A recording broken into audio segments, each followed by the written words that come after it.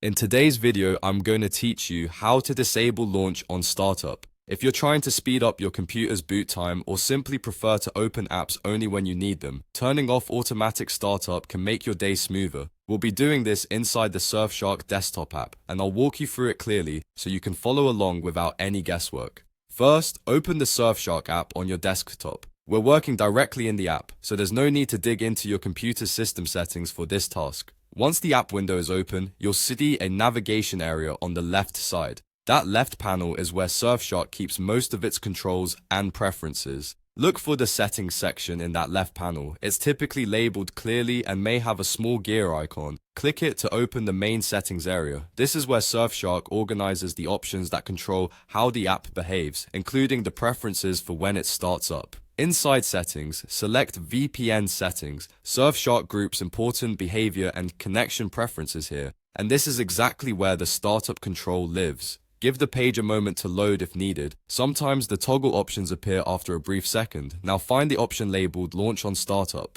This setting determines whether Surfshark opens automatically every time you turn on your computer. To disable it, simply toggle the switch off. When it's off, the switch usually changes color or moves to the left, depending on your theme. There's no separate save button here.